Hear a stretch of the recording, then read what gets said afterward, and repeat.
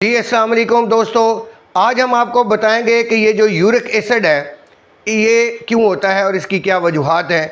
और अक्सर लोग यूरिक एसिड का जो ट्रीटमेंट कर रहे होते हैं वो कैसे कर रहे होते हैं, वो ऐसे कर रहे होते हैं जैसे हाथी के पूंछ का इलाज कर रहे हैं और हाथी पूरे को छोड़ देते हैं। एक्चुअली जो यूरिक एसिड है उसके लिए अक्सर आपने सुना होगा, लोग कहेंगे जी दालें खानी छोड़ दें, ये जो आप रेड मीट है, गोश्त है, ये जो किडनीज़ हैं इनको खाना छोड़ दें, और ये परहेज़, ये पालक खानी छोड़ दें, ये फ़लानी चीज़ खानी छोड़ दें।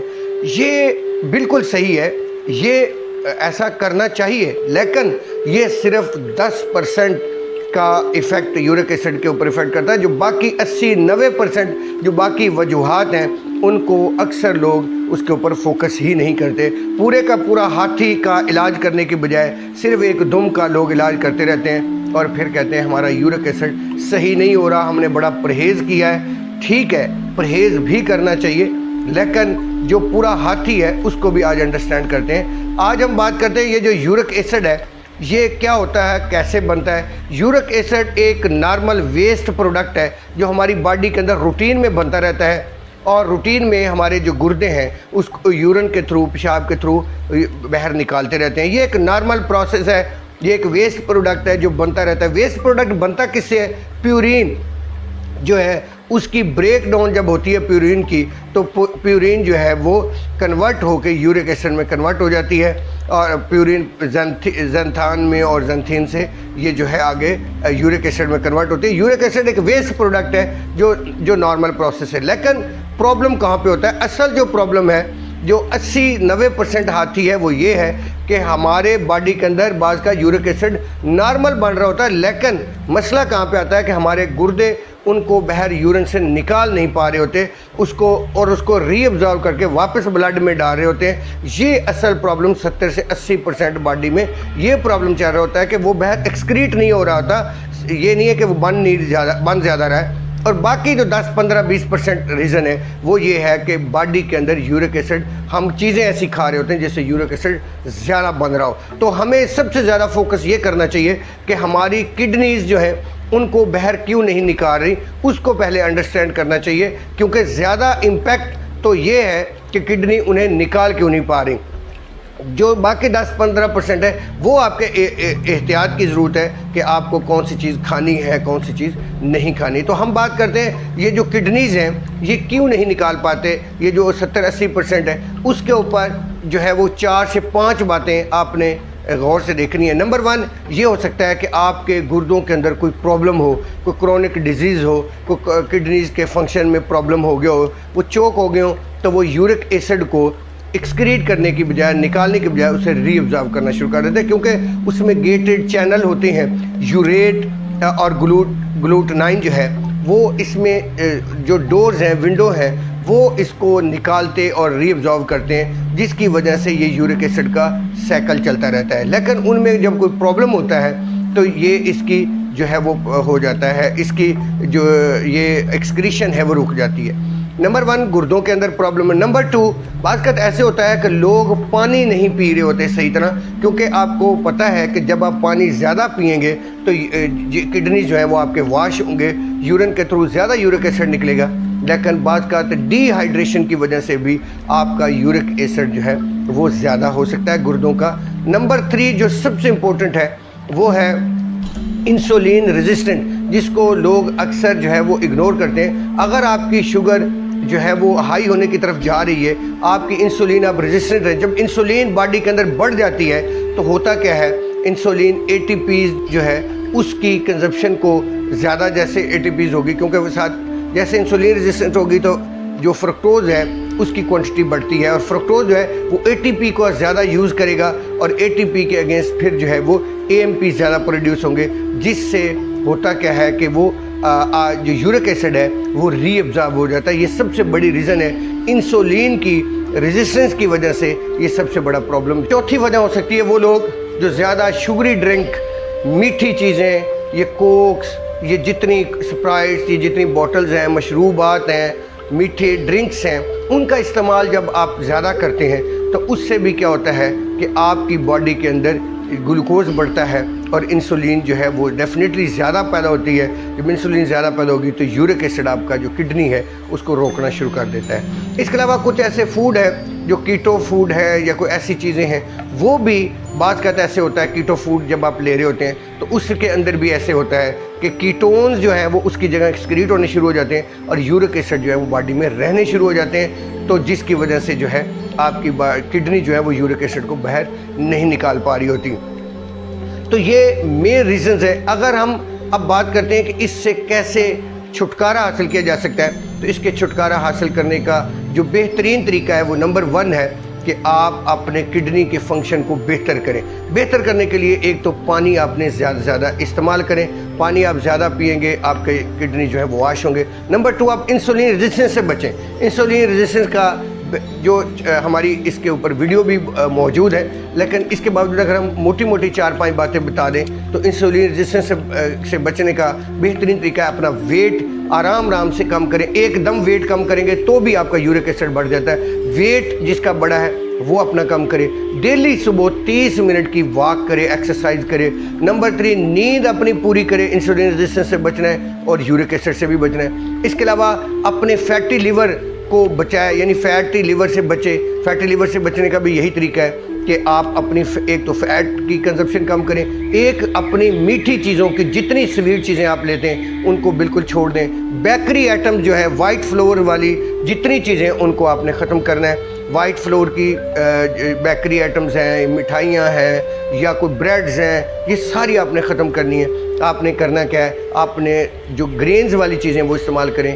होल ग्रेन वाली ओट जिसे जौ कहते हैं, इसका जो है इस्तेमाल ज़्यादा करें। इसके अलावा जो गंदम है वो असल वाली गंदम जो है वो वाले ग्रेन वाली वो वाली इस्तेमाल करें। इसके अलावा आपने अपनी स्वीट जितनी चीज़ें हैं, रोटी का इस्तेमाल नॉर्मलाइज करें ताकि ये जो शुगर है वो बेसिकली आपको यूरिक एसिड की तरफ लेके जा रही है। आपकी इंसुलिन रेजिस्टेंस जो है उससे आप बचें। इसके अलावा आप जो है वाटर इनटेक के साथ साथ आपने अपना रेस्ट पूरा करना है। हल्का एक्सरसाइज करें, मीठी चीज़ों से अवॉइड करें। इसके अलावा आप रेड मीट जो है, जो बड़ा गोश्त है, उसको थोड़ा बहुत तो आप इस्तेमाल कर सकते हैं लेकिन ज़्यादा मकदार में नहीं करना। ख़ासकर जो उनकी कलेजी है, किडनीज़ हैं, ऐसे जो आर्गन्स, ब्रेन है, ऐसी चीज़ों का जो इस्तेमाल है वो बिल्कुल मॉडरेटली करें, बल्कि इससे आप अवॉइड करें। इससे जो है आपके जो है वो प्रोडक्शन जो है इसकी प्यूरिन की चूँकि ज़्यादा हो जाती है, जिसकी वजह से आपके अंदर यूरिक एसिड की प्रोडक्शन बढ़ जाती है। इसके अलावा सब्जियां आप तकरीबन सारी इस्तेमाल कर सकते हैं। एक पालक के बारे में है कि उसके अंदर भी प्यूरिन होती है, लेकिन चूँकि नेचुरल प्लांट की प्यूरिन इतनी ज़्यादा आपका यूरिक एसिड नहीं बढ़ाती, फिर भी आप पालक से थोड़ा अवॉइड कर सकते हैं। दालें भी आप सारी मॉडरेटली यानी नॉर्मल आप खा सकते हैं। गोश्त भी नॉर्मल अंदाज में 1-2 बोटी अगर आप सब्जियों में मिक्स करके इस्तेमाल करें तो कोई हर्ज नहीं है। इसी तरह दूध का इस्तेमाल आपके लिए बेहतर है, लेकिन आपने उसकी मलाई ऊपर से उतार के, दही है, दूध है, उसकी मलाई आपने उतार के इस्तेमाल करनी है, क्योंकि आपके लिए जो फ़ैट है वो अच्छी बात नहीं है। ऑयल से आपने बचना है, आपने मीठी चीज़ों से बचना है, आपने बेकरी आइटम से बचना है, आपने ये जो रेड मीट है इनसे आपने अवॉइड करना है। इसके अलावा कौन से फ्रूट हैं जो आपके लिए बेहतर हो सकते हैं? फ्रूट सारे ही बेहतर है, लेकिन अमरूद बहुत बेहतर है। लेमन का पानी अगर आप सुबह उठ के गर्म पानी में एक लेमन निचोड़ के अगर आप डेली 1 गिलास करते हैं तो आपकी जो बहुत सारी चीज़ें हैं, इंसुलिन भी बेहतर होगी।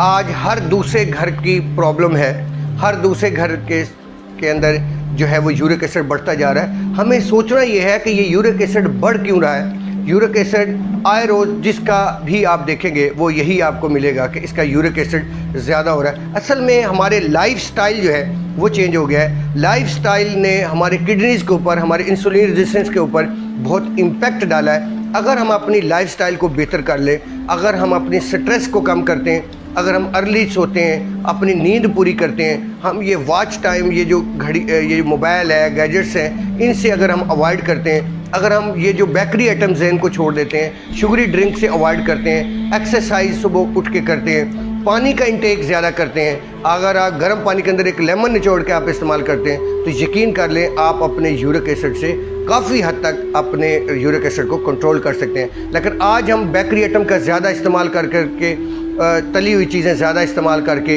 इन ऐसे मशरूबात ज़्यादा इस्तेमाल करके हम अपने लिए प्रॉब्लम खुद क्रिएट कर। यूरिक एसिड होता है ये नॉर्मली जो है ये कन्वर्ट कैसे होता है, गाउट के अंदर ये बदलता है। इसकी नॉर्मल रेंज की भी हम बात करते हैं। जो नॉर्मल इंसान है उसकी 6 तक जो है वो मेल की थोड़ी ज़्यादा रेंज है।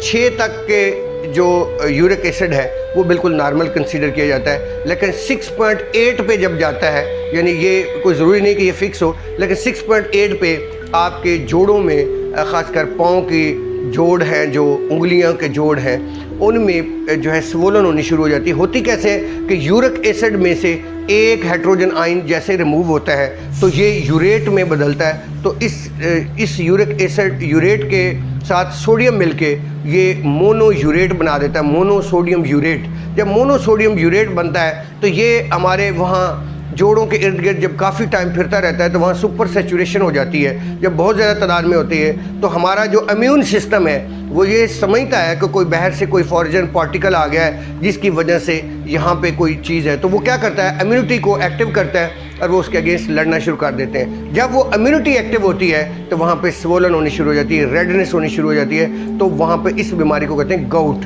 यानी यूरिक एसिड के बढ़ जाना और एक लिमिट 6.8 से अबव हो जाना मोस्टली जो है वो गाउट में कन्वर्ट होती है, जब हमारे इम्यून सिस्टम जो है वो इसके ऊपर इम्पैक्ट करता है। इसके अलावा यूरिक एसिड आपको जेनेटिकली भी आपका यूरिक एसिड ज़्यादा हो सकता है, ये वजह भी हो सकती है। इन्वायरमेंटल फैक्टर्स भी हैं, फूड का इस्तेमाल भी इसमें है, आपका स्लीपिंग पैटर्न, आपका इन्वायरमेंटल पैटर्न, आपका खाने का पैटर्न भी इसके ऊपर इम्पैक्ट करता है। आप अपने अगर किडनीज़ को सही रखते हैं, अगर आप बैलेंस डाइट इस्तेमाल करते हैं, आप रात को ज़्यादा नहीं खाते, अपनी शुगर को हाई नहीं होने देते, बॉडी के अंदर फैट को नहीं बढ़ने देते, अपने जो वेट है उसको ज़्यादा ओवर नहीं करते और एकदम वेट को रिड्यूस करने से भी आपका यूरिक एसिड बढ़ता है। लिहाजा अगर आप अपना वेट मेंटेन रखते हैं, हेल्दी वेट ना बहुत ज़्यादा बड़ा होने दें ना एकदम आप कट करें, आराम से अगर आप अपने वेट को रिड्यूस कर रहे हैं तो आप बेहतर अंदाज में अपने यूरिक एसिड को मोनीटर कर सकते हैं। यूरिक एसिड एक नॉर्मली एक टैबलेट से भी इसको मोनीटर किया जा सकता है, लेकिन डॉक्टर की इजाज़त के बगैर आपने इस्तेमाल नहीं करनी। मोस्टली जो टैबलेट है वो डॉक्टर एलोप्यूरिनोल एलोप्यूरिन जो है वो डॉक्टर दे रहे होते हैं, या फिबॉक्सीस्टेट है। ये 2 टैबलेट्स में से डॉक्टर जो है, पहली जो ड्रग ऑफ चॉइस है वो एलोप्यूरिनोल है। तो ये ड्रग आपको शुरू में दी जाती है और ये ड्रग जो है आपकी बॉडी से यूरेट को निकालती है, किडनी के फंक्शन से यूरेट को ज़्यादा एक्सक्रीट करने में हेल्पफुल साबित होती है। लेकिन इसका इस्तेमाल खुद से नहीं करना, आपने डॉक्टर के पास जाना। इसके अलावा जो स्वोलन होती है, पेन होती है, उसके लिए डॉक्टर साथ आपको पेन किलर भी देते हैं, कॉर्टिकोस्टीरॉइड दे सकते हैं या कॉल्चिसिन दे सकते हैं गाउट के लिए, या आपको साथ नेप्रोक्सन या कोई भी पेन किलर साथ देंगे। तो आपने डॉक्टर की मशवरे के बगैर खुद से मेडिसिन इस्तेमाल नहीं करनी, लेकिन आप अपने किडनी के फंक्शन को बेहतर कर सकते हैं, इंसुलिन रेजिस्टेंस से आप बच सकते हैं। बाकी चीज़ों को आप परहेज़ करके, कुछ चीज़ें आप रोक के, पालक से अवॉइड करके, रेड मीट से अवॉइड करके, इन चीज़ों को पानी ज़्यादा इस्तेमाल करके आप बेहतर कर सकते हैं। अच्छा फूड आप जो है वो मोरिंगा बहुत अच्छा है इसके लिए, चिया सीड इसके लिए बहुत अच्छा है, कैनवा बहुत अच्छा है इसके लिए, जौग जो है ओट है वो इसके लिए बहुत अच्छा है। आप इसका इस्तेमाल करके इससे बेहतर आपने मीठी चीज़ों से अवॉइड कर दें, वाइट फ्लोर से अवॉइड कर दें, बेकरी आइटम से अवॉइड कर दें। जितनी रिज़र्व फूड है, प्रिजर्व्ड फूड आपको मिलती है मार्केट से, उन सारी चीज़ों से अवॉइड कर दें। तली हुई चीज़ों से, घी वाली चिकनाई वाली चीज़ों से अवॉइड कर दें।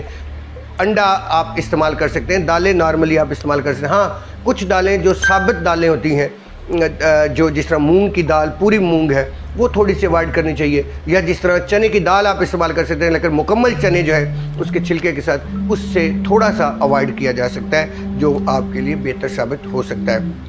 बहुत शुक्रिया मोहम्मद।